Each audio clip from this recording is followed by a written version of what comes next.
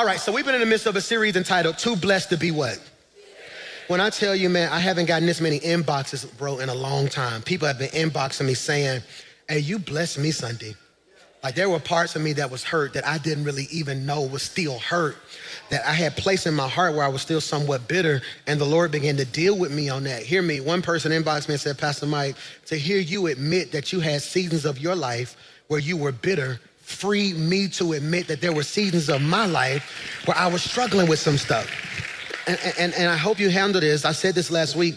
Some people let what happened to them become what grows in them. But when God's hand is truly on your life, you reach a point where you can say, I've been through too much grace to stay stuck in old grudges. I'm gonna say this and only 7 of y'all are gonna receive it. There's some blessings coming with my name on it. 7 of y'all should have shouted, I received that. I can't stay stuck. Please, if you don't put nothing in your notes, write that bold. I can't stay stuck in old conversations, stuck in what happened 7 years ago, stuck in the pain of my past, stuck in the rejection of my past, stuck in the seasons of loneliness that I endured. Hear me when I say this, God has something so special in store for you, but if we don't deal with the places of our life where we've developed bitterness, it's going to block our blessings.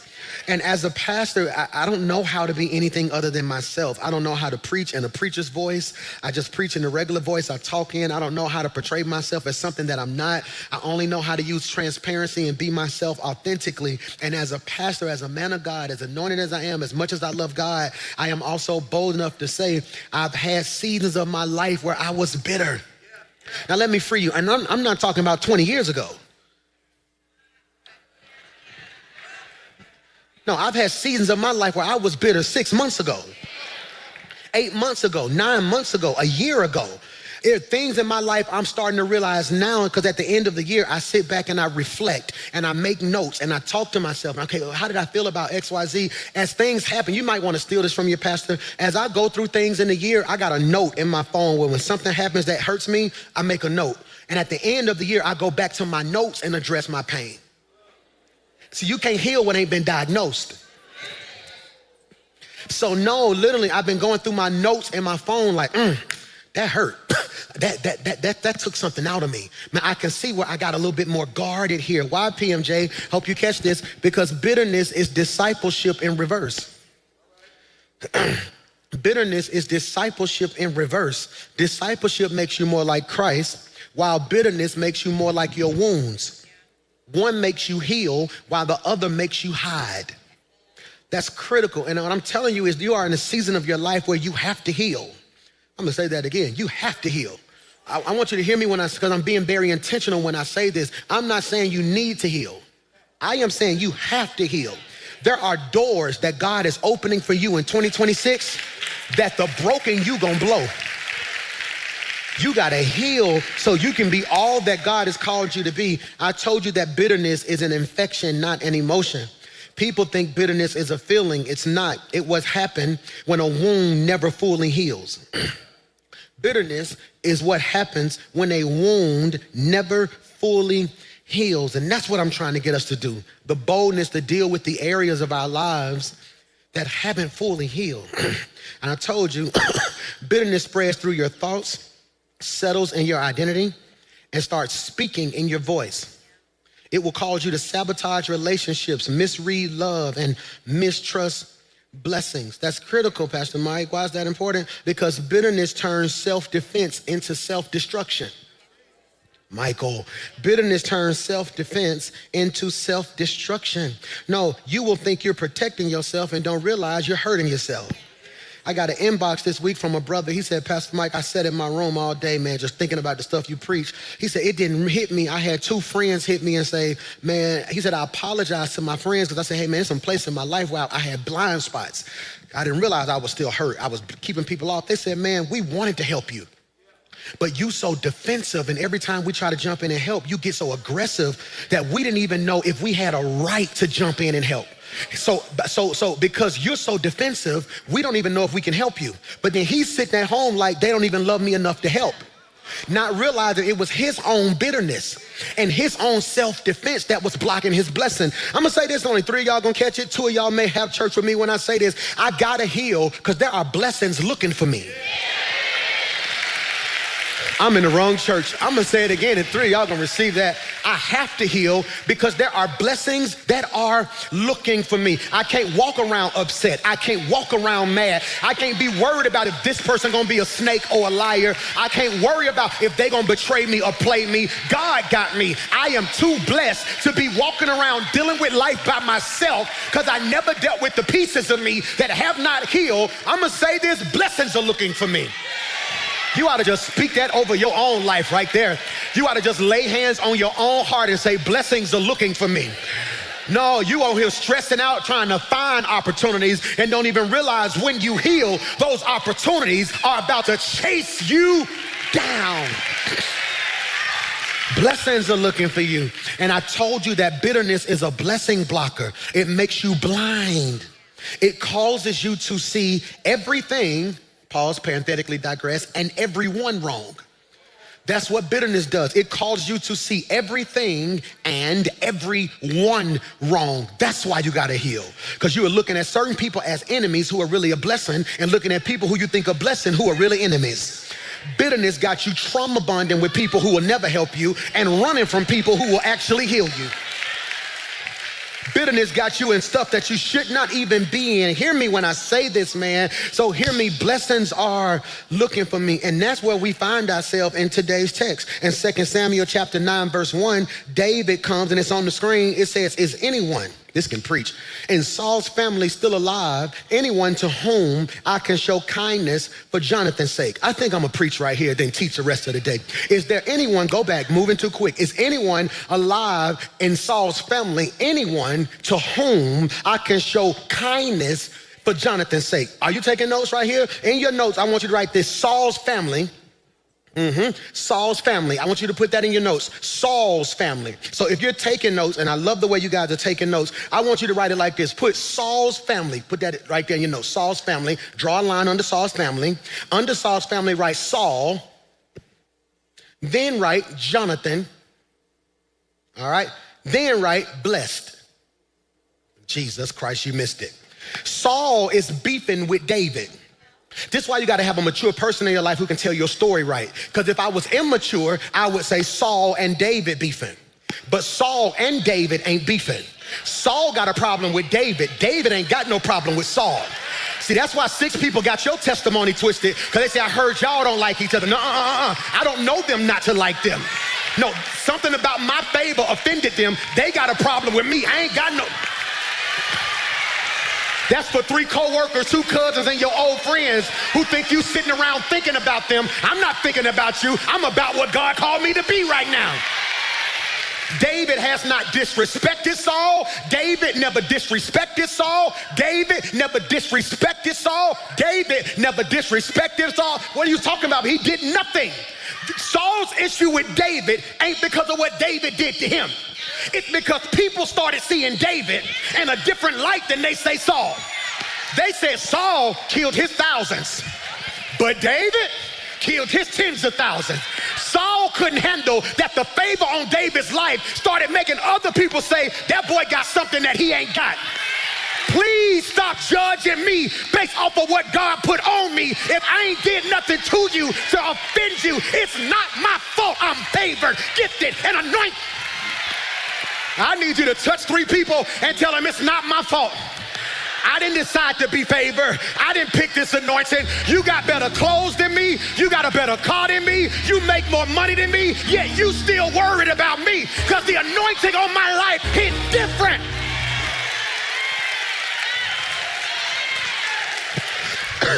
Saul, David ain't did nothing but honor Saul. David come in Saul's presence. He started worshiping, playing his harp, trying to help him. David worshiping. Saul picks out a spear, throws the spear at David. It missed. You wanna know why certain people are frustrated with you? Because how you taking shots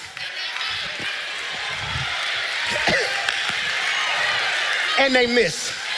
See, some of y'all spend too much time throwing shots back. No, the greatest thing you can do to somebody throwing shots at you is to live your life in a way that show them it missed. I don't know who I'm preaching to. All the super saved folks, you can sit still. But if it's some stuff that's missed you, you ought to just bust a 360 and say, it missed. Pain missed me. Hurt missed me. Your lies missed me. Your disrespect missed me. David is anointed, and David ain't did nothing to nobody. David walking around like all I'm doing is loving God, loving people, and trying to make a difference. But many men, many men, wish death upon me, Lord. I don't try no more. Look, have mercy on David. Like, I ain't did nothing to none of these people. And so after a while, David had opportunities to kill Saul and didn't do it. He's like, you know what, boy, you know I could have killed you, right? No, if we was in the cave and you was asleep, I cut off a piece of your robe and showed you if I wanted to put hands on you, I could do it now.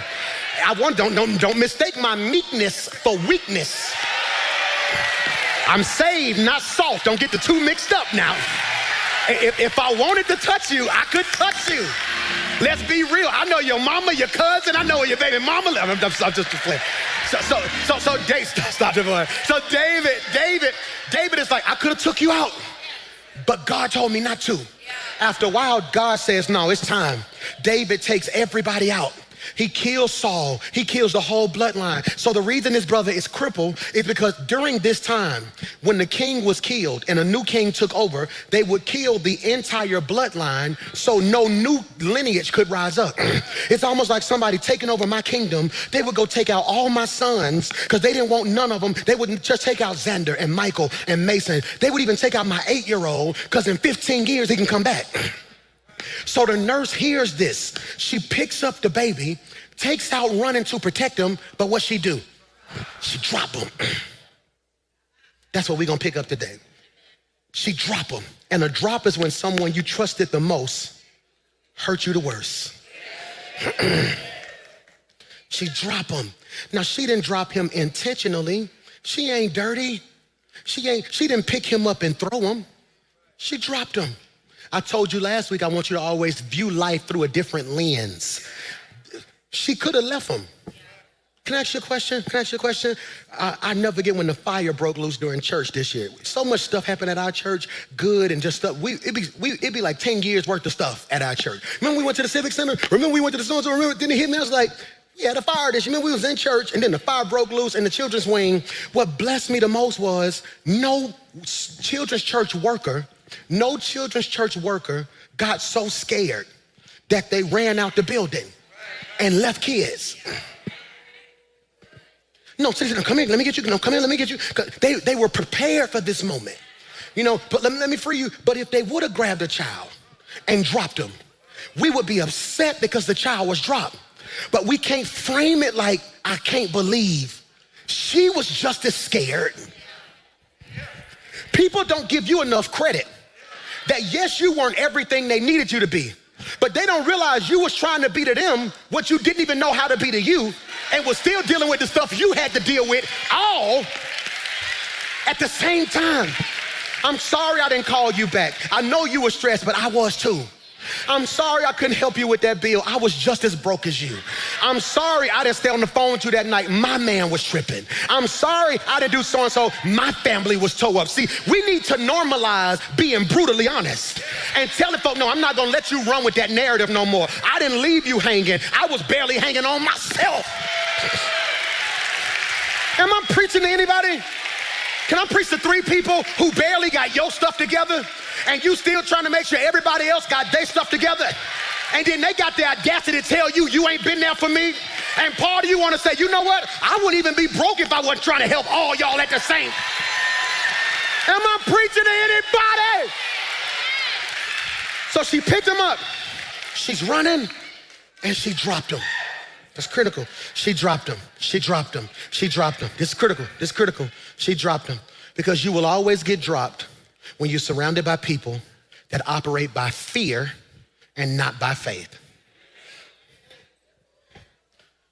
Fear. You will always get dropped when you're surrounded by people that operate by fear and not by faith. Please listen to your pastor. I'm not perfect. I don't claim to be perfect, none of that stuff. Whenever I go through something, I preach about it, and I try to share with you how I'm coming through it. That's all I'm doing, okay? So here's what I need you to do. I need you to start sitting back, and I need you in your group thread with the people who matter most to create that group thread and say, hey guys, where do we need to heal? Because being unequally yoked ain't just about who you marrying.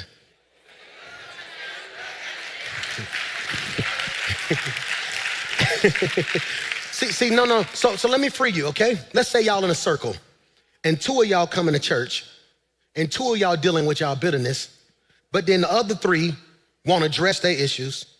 So now you in covenant with people who keep triggering you.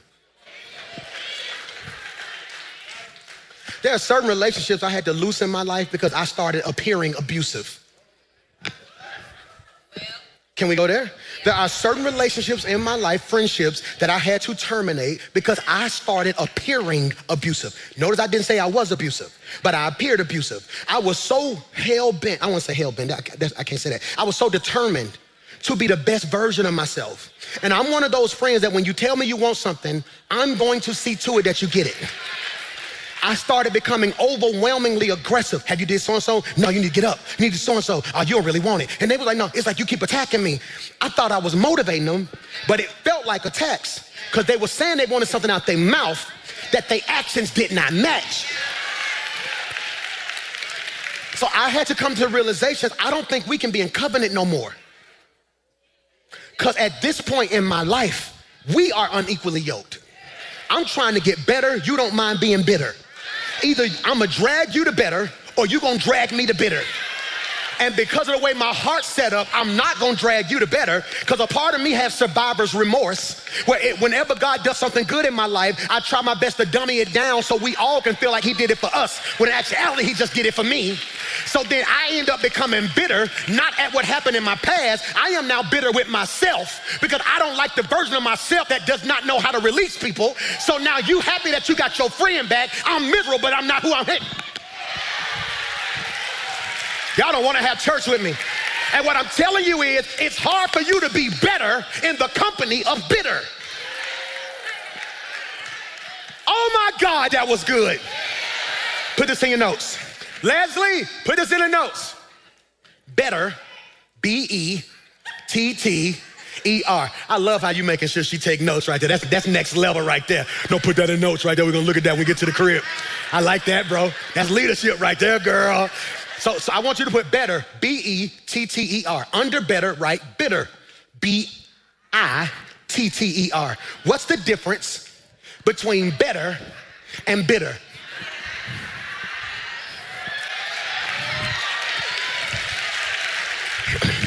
As long as it's always about you, you're gonna stay where you at. I don't like it. I don't feel like it. I don't understand. I don't want it. I shouldn't have to feel. And God is like, well, since it's all about you, you gonna stay bitter.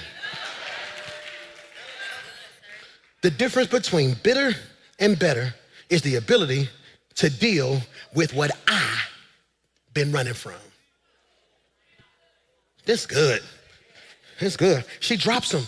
She drops him and he becomes crippled. Now, there are local colloquialisms that suggest he got dropped on his head. I heard a preacher say this once. He said there was an old age local colloquialism. To be dropped and lame in both feet means that you were dropped on your head, and the head trauma caused your feet not to work. There's no biblical backing that suggests that that's true. I can't find it, so I can't really stand on that if I can't proof text it. But what it does mean is this, it's on the screen. The text is not merely reporting a physical injury. It is revealing a psychological imprint. It's on the screen. Because trauma not only altered his mobility, it altered his identity. Wow. Trauma not only altered his mobility, it altered his identity. He didn't just lose the ability to walk. He lost the ability to believe he belonged. What you went through wasn't just about what you went through. You've been so focused on what happened to you that you miss what's been altered in you. Please put that in your notes. You've been so focused on what happened to you that you have missed what altered in you. Yes, they lied on you. You don't realize your ability to trust has been altered in you. So you dealt with the fact that they lied, but don't realize what's missing. I never forget when my house got broken. I was living on the east side and our church started blowing up. And so we had 6, 7 services every Sunday. So they knew where I was going to be. And every Sunday at 12:30, my deacons would walk in church and they would wave at me in church. I would in church and they would break in my house at the 12:30 service every week. Just break in. And it's like they would break in the garage, take something out of the garage, break in the garage, boom, take. Then once they realized that my alarm was just there for decoration, I wasn't paying that alarm bill. Who else ain't paid your alarm bill? Anybody? It go off, ain't nobody coming in Jesus' name. They're like, I was just trying to, I thought that would be enough. Evidently, they broke in and it went off and they went in the bushes. And like an hour later, didn't nobody show up. Then they just in there cooking, just taking their time. They would go upstairs. I didn't care. They take stuff out the garage and boom. They got in the den, took some stuff, boom. It didn't break me till they took my PlayStation. Oh, we had to call the police then. There's somebody going to jail. Somebody going to jail now. And I never forget, this is critical. I need you to catch this. They had broke in so many times that we didn't realize what they stole till we went and looked for it. I never get one day my wife was like, have you seen my earrings, the ones we got? I was like, so what you talking about? She's like, then we both looked and said, they got your earrings. That wasn't on the police report though, because we could tell the TV was missing. I could tell the PlayStation was missing. I could tell the lawnmower was missing, but there were certain things that we didn't know were missing until we went for it. You so busy on what you survived, you don't even realize what's missing till you reach for it. The reason you snap so quick now is that you don't realize, yeah, you made it through that trauma, but your peace has been gone. So when you go to pull on your peace to keep your mind, now ain't no peace there and you're losing it because yes, you made it through. You don't know what didn't. This brother, this is critical. Look at, put it back on the screen. I want them to see this because trauma not only altered his mobility, Michael, it altered his identity. He didn't just lose the ability to walk. He lost the ability to believe he belonged.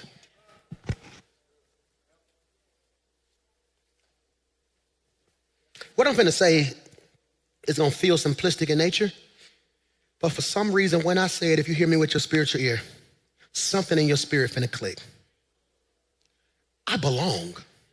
I'm in the wrong church. Some of you need to stop disrespecting yourself. You play yourself so weak and you play down your gift and your abilities and your talent so much. You dumb yourself down so people don't feel offended or intimidated. That season is over. I cannot continue. It is not healthy for me to hide me from me. So you can be comfortable with you. If you really knew who I was, you would be grateful and want me to be me, because the more I'm me, the better you gonna be. I belong. Hear me. I got invited to this meeting. I got invited to this meeting at a country club about 3 weeks ago, right? At a country club, and I was excited to go there because I love relationships now. I want my entire 40s to be marked by relationships, okay? I want my 40s, from 40 to 50, I want 10 to 12 relationships that at any moment can change anybody's life. That's my goal. I want a relationship with somebody so powerful that if your child got in trouble and that's a good kid, and we know he was just with the wrong people, I can make one call, hey, so this is a good kid, Pastor Mike on your word. I want relationships. See, I don't need the money. If God sent me that, that's cool. I want the relationships. I want you to be like, Pastor Mike, they're finna take something. Give me, hey, man, what's going on, man? Hey, I just talked to the president of the bank. He said, don't worry about it. Yeah, I want relationships. I want relationships. So I got this meet and I'm excited to be there and we get there, but y'all know me. I'm not putting on clothes for nobody really. So when I get there, the man gonna ask me like, hey, can we help you? And yes, can we help you is the right question. But it was the spirit behind the can we help. It was the, can we help you? It wasn't a, hey, can we help you? No, it was more of a, can we help you? He made me look at me like, I was like, no, I'm good. We good.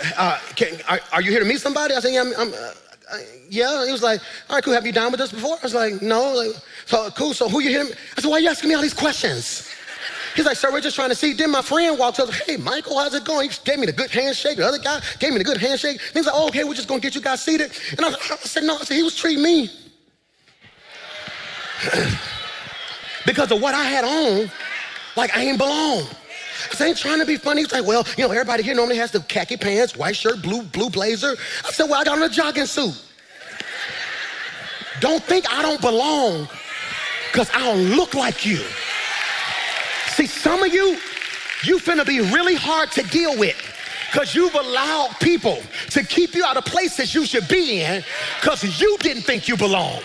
Well, I don't really come from a family like that. Well, I ain't really got the money to know. Who asked you that? I never forget in the Bible when Jesus rose up on a brother who was lame, he said, do you wish, Michael, to be made whole? Do you wish, Michael, to be made whole? He said, no, I'm asking you one question. Do you want it or do you not? And I'm gonna separate the real from the fake right here because I am done walking in rooms like I'm grateful to be there. I belong in this room. Why should I have to walk in here smiling like I'm grateful? You don't know the work I put in, you don't know the sacrifice I put in, and you don't know who my God is. I need you to touch 5 people and tell them I belong, I belong. I belong at big tables. I belong in neighborhoods with gates. I belong at certain banks with certain amounts. I belong on certain levels. God did not bring me this far just to bring me this far. I am the righteousness of God. I belong.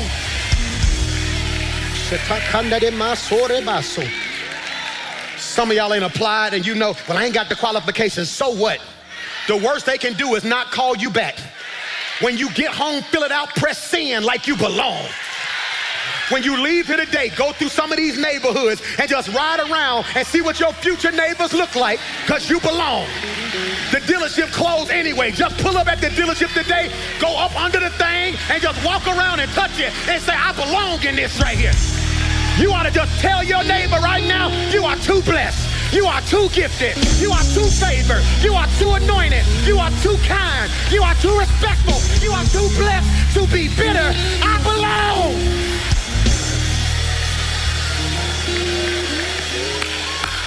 This it right here, Dre. I feel it. Hear me when I say this. So when we arrive to chapter 9, we find Mephibosheth all grown up, living in a place called, I got 10 minutes, Lodabar. He's living, put that in your notes, Lodabar. Lodabar. Lodabar. L-O-D-E-B-R. Y'all were struggling with that Lodabar. Whenever all y'all do this, then y'all done figured out I got these screens too. Y'all like, Lodabar. He's living in Lodabar. Put this in your notes. Because Lodabar isn't just where he lived, it's where he survived. Why is that important, PMJ? Because this isn't a random detail. It's revelation through geography. Whenever you see a city or a place named in the Bible, that's intentional because all names carry definition. They didn't randomly call a city Birmingham. They named that place Lodabar because it is revelation through geography. Lodabar isn't just where he lived, it's what he survived. All right. Say that better, Mike. A lot about who you are would change if you understood. So I'm so grateful. I'm from Ansley, 1501 51st Street. I love Ansley. Hear me when I say this. We left Ansley when I went to the middle, 7th grade, I think 7th grade. Up until then, I was Green Acres, Central Park Elementary, Green Acres Middle School. I love being from Ansley, okay? Hear me when I say this. I hope you catch this. Ansley is not just where I lived, it's where I survived. Because a lot of my friends didn't. You see, a lot of them locked up. I know a lot of them who died. That's why when they see me, they be like, boy, we're so proud of you. Because it ain't just where I lived, it's where I survived. So I want you to think about where you come from. You didn't just live there, this revelation. It's where I survived. What is Lodabar? Put this in your notes. Lodabar translates in the Hebrew to mean no pasture, no word. No pasture, no word. So think about this. Mephibosheth is the heir to the throne living in Lodabar. He should have a feast, but he's at a place with no food. He should be honored as a king, but he's in a place of no honor. No pasture, no word. Lodabar. Lodabar. Some of your relationships are Lodabar.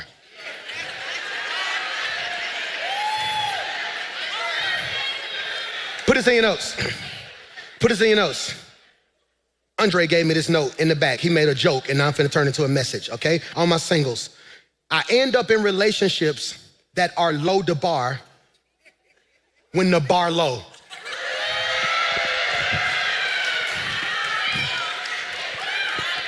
When the bar low. No, it represents no vegetation, no growth, no communication, no promise. In Lodabar, everybody walking around defeated. In Lodabar, ain't nobody communicating because don't nobody want to be there. If you get food, they gonna kill you for it. So he ain't just in a place of no pasture. This is crazy. Go back a slide for me if you don't mind. There it is. Thank you so much. Go back. There it is. Right there. Go. No, you're good. Go back forward. Lodabar needs no pasture, no what? No word. I had somebody tell me, they said, Pastor Mike, man, I like coming to the church. I ain't got it all together yet. I ain't ready to be no, whoop de whoop. He said, but that's what he said to me. I love it. He's like, hey, I ain't trying to be no like whoop de whoop. All I'm saying is like, when I do come with my girl, you be saying some real stuff. I appreciate that. I told him, I said, can I free you real quickly? He's like, yeah. I said, even if you ain't got it all together and you still ain't even done doing what you're doing, at least you at a place where you're giving word. Put this in your notes. Word equals seed. Eventually, it's gonna grow. He's at a place of no word. Spiritually, Lodabar is that season where you're alive, but nothing is moving. That season of your life where you're here, but you're not hopeful. Where you're breathing, but you don't feel like you're building nothing. Lodabar represents, this is really good, say that better, Michael. Lodabar represents losing your identity after life hits. Life hit him and he lost his identity. Mephibosheth didn't start in Lodabar, got 8 minutes. He fell into Lodabar, literally and emotionally. He didn't end up in Lodabar because of rebellion. He landed there because of his trauma. Many people are in low places because they made bad choices. Sometimes I'm in a low place because pain pulled me there. We can't be judgmental. Look at him in Lodabar. He should be ashamed of himself. He didn't pick Lodabar. He was a baby. He got dropped and some kind of way ended up there. Put this in your notes. We're gonna talk about this at some point. I don't know if I'm gonna start a special Bible study based off it or we're gonna figure it out. I want you to put this line in your notes. Pain picks. Painpicks. Pain picks. I wonder if we sat down and examined your life, how many decisions pain picked? That's why you shouldn't even be mad about some of the people you dated in your past. That was a pain pick. You were hurting and you had just dealt with some trauma you never fully healed, and a part of you just didn't want to be by yourself, and pain said you needed somebody. Yep.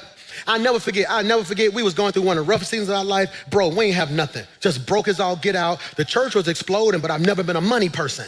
So you don't even realize, maybe up until about 6 years ago, really wasn't even getting a real salary for it. I would always give it back and pay this bill, pay this person. So we struggling, kids struggling. 2019, didn't even have money for Christmas. The leaders came together and gave me like $3,000 or $4,000. Remember that, Miss Jessica? Y'all got my Christmas. That was 2019. Big had just dropped. I ain't have nothing. I've never been a money person. I've always said, man, bless them, give them, God got me.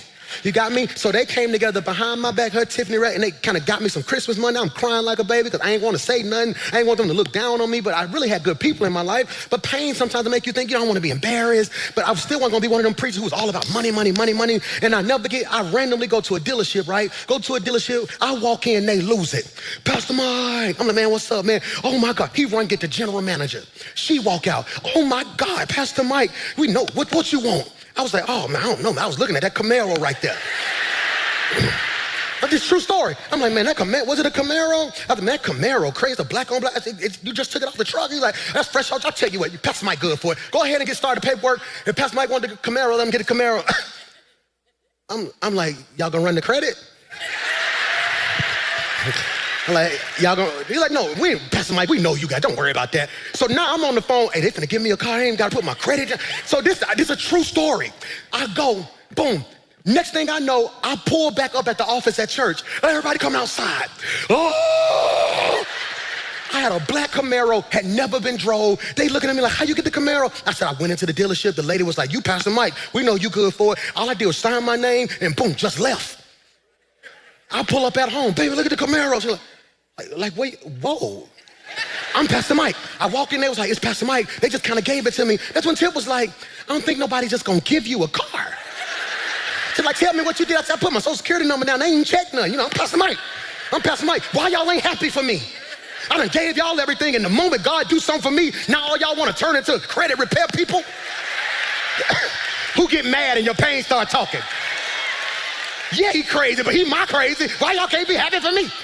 So all of a sudden, I'm telling my wife, you need to be happy. God opening doors. We ain't got none, yada, yada, yada. Then all of a sudden, a bill came. That note was like $1,200, $1,300 a month. It was like the worst interest ever. I'm sitting there, I'm like, ooh. So I'm calling, hey man, we're gonna have to bring this back. Like, they're like, you can't just bring it back. It's been longer than 30 days, you can't just bring it back. So now this 888 number calling me. Who know what that 888 number is? Anybody know that 888 number? Come on, be honest with me now. So now 888 calling my phone. I ain't never had an 888 number. I'm like, hey, hello, is this Michael McCoy? Yeah, this is Michael. Pastor Michael, how you doing? Yeah, we want to call you in regards to that black Camaro that you have.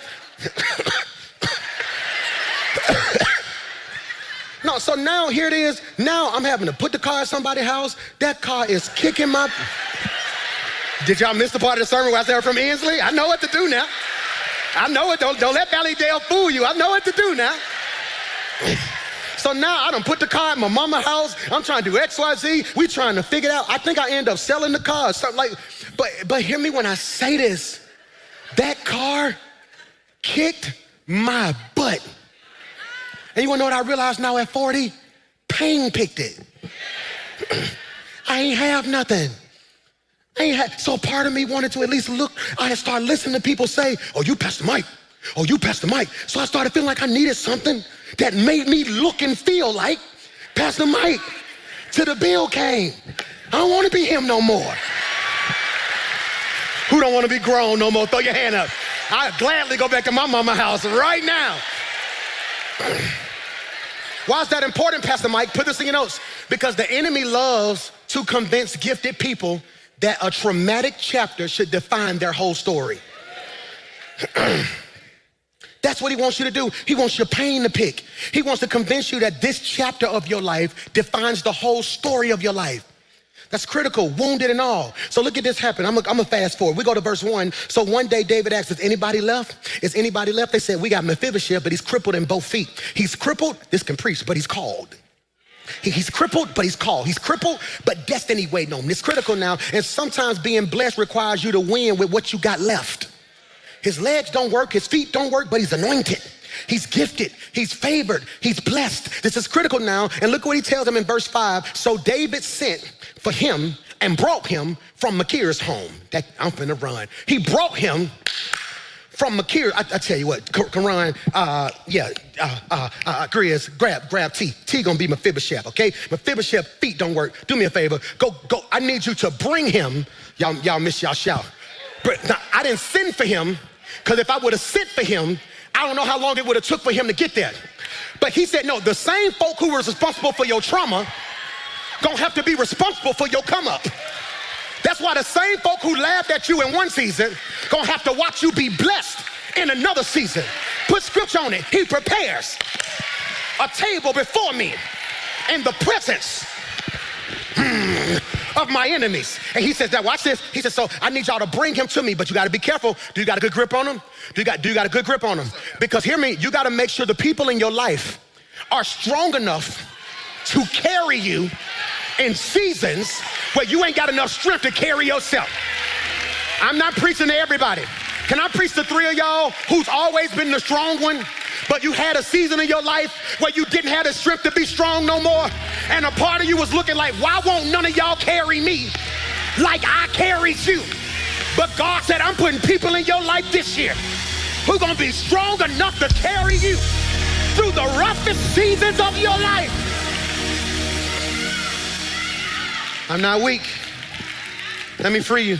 To whom it may concern, they're not weak. They are not lazy. They are not selfless. They're just in a season where they don't have the strength to carry themselves. He's crippled where? Not in his legs. He's crippled in his feet. If it was his legs, the Bible would have said it. No, it said he's crippled. When it talked about being pierced in his side, they named a body part. They said they put nails in his hands, they said a body part. They said he's crippled in his feet. No, his legs work. The feet don't. I don't care how strong your legs are. If your feet don't work, you have no stability. I'd rather have strong feet and weak legs than have strong legs and weak feet. Because at least I can stand. He's weak. He's weak. Hear me what's gonna happen now. And he says, no, I'll tell you what. Put verse 5 on the screen. He says, no, bring him. In verse 5, he says, they brought him. And look at the next verse. The next verse says, he looks at him and says, don't be afraid. I want to free you real quickly. Can y'all bring him here? Do me a favor, can y'all bring him here? Okay, I want to show you something. I want to show you something. This is what, y'all good, right here?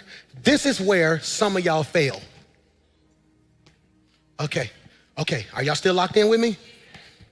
Mephibosheth don't know them.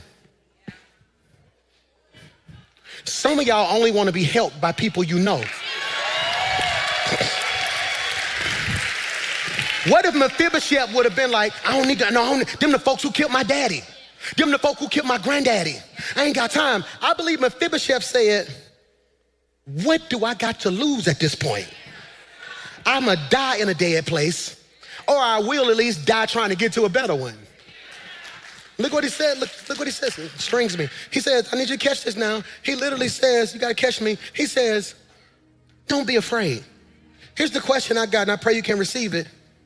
What about his appearance said he was scared? For David to say, don't be afraid, that's indicative of the fact that something in him, oh, you're struggling. You look good. I think you're struggling a little bit. Is he heavy? You wanna sit him down real quick so you can reposition yourself? Let's do that, let's sit him down real quick. I'm sorry, so you want me to be considerate of you while I'm holding on for dear life?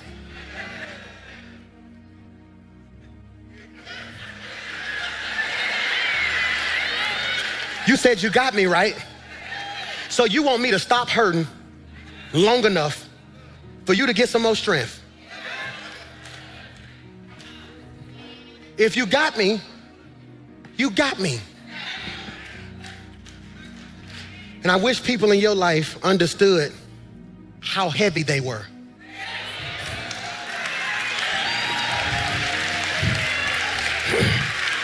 I'm gonna say that again. They're carrying him. I wish the people in your life understood how heavy they were. Young people, I know you think your parents, my mama don't do X, Y, Z. You don't know how heavy you are. You don't know how much weight it takes to work a job, pay bills, keep you fresh while you talk crazy. You don't know how heavy it is trying to be to you what nobody was to me. I'm trying to be the best big brother to you that I know to be to you. You don't understand how much it took. Nobody was what I'm being to you. It's heavy. People tell me all the time, I wish I could do what you're doing, PMJ. They don't realize it's heavy.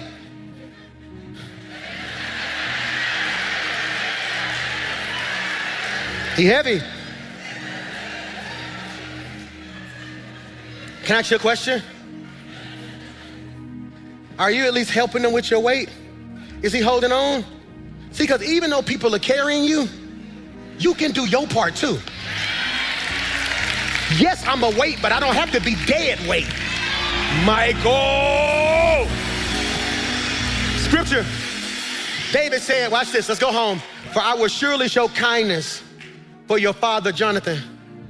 Look what he says, I will restore all the land and you can eat. I tell you what, sit him at the table.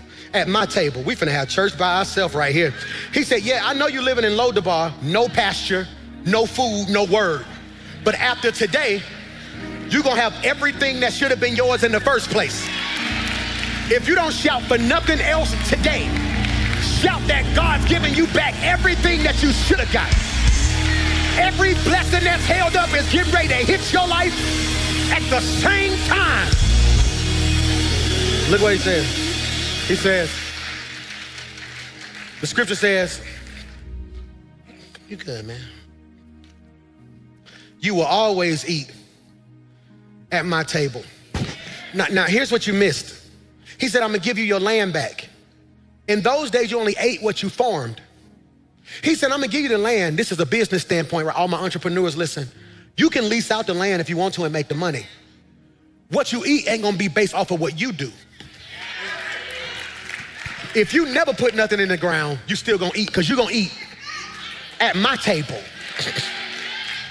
So, you want some chicken? Pass the chicken, brother. Oh, yeah, there you go right there. What else you want? Salad. Salad, okay, there you go. Potato, pass those potatoes over there.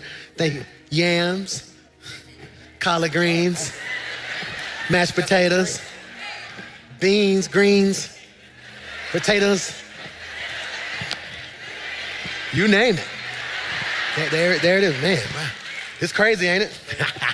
It's crazy. Drink, man. Get you something to drink right there, man. Can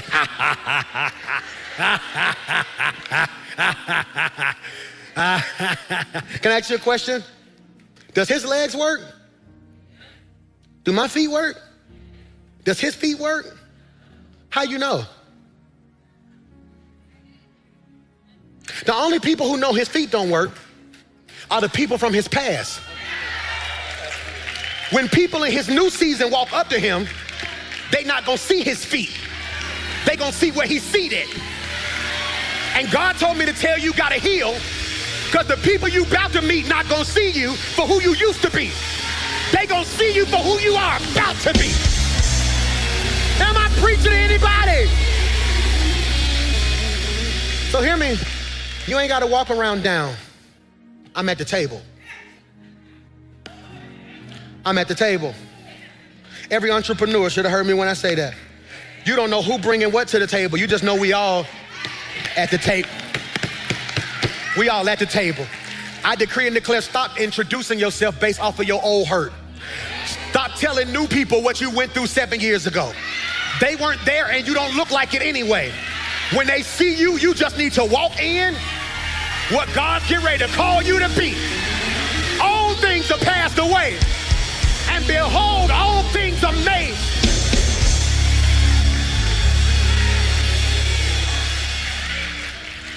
And this is the picture.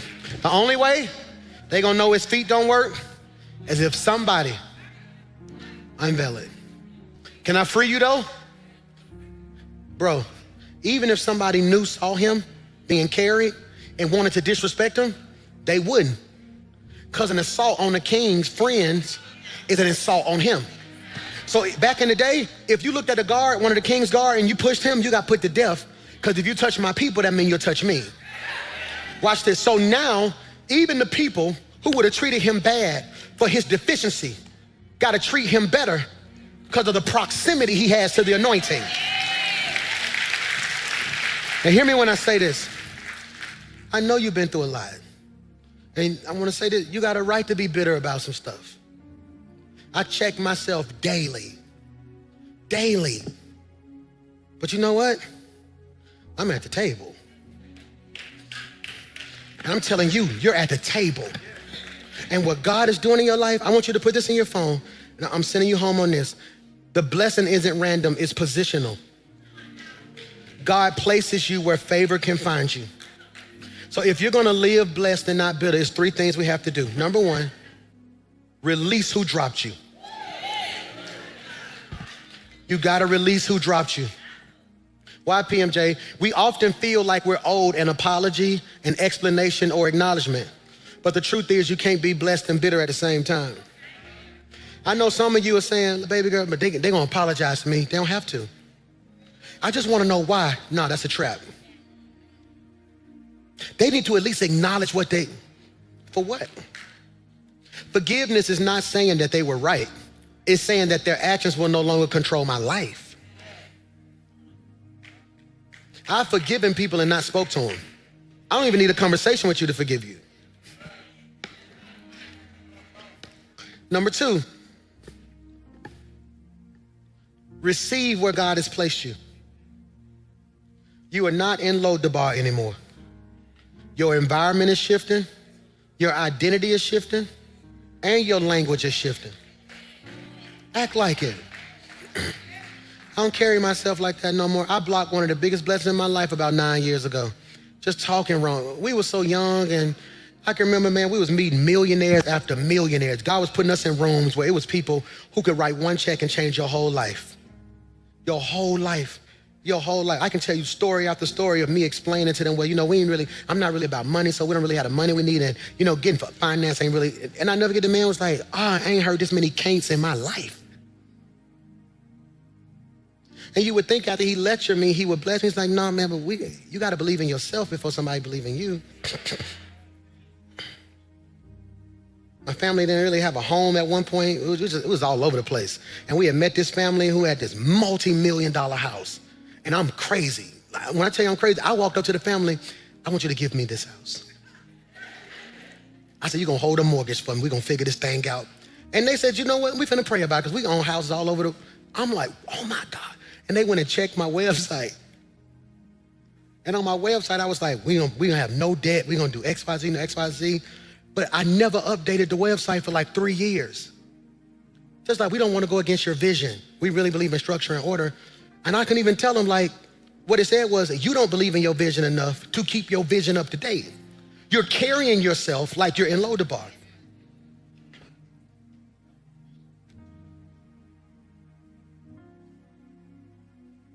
Stop rehearsing where you came from and start embracing where God has placed you. Stop rehearsing where you came from and start embracing where God has placed you. That's critical. It's critical. Why? Because you're too blessed to be bitter. Number 3, return to the table. Being blessed means choosing restoration over retaliation. Ooh. Healing over hostility. Wholeness over revenge. You belong at the table, not in the memory of what hurt you. Your seed is not based on your condition. Your seed is based on your covenant. Let me end with this note. The drop may have changed how you walk, but the blessing is about to change where you sit.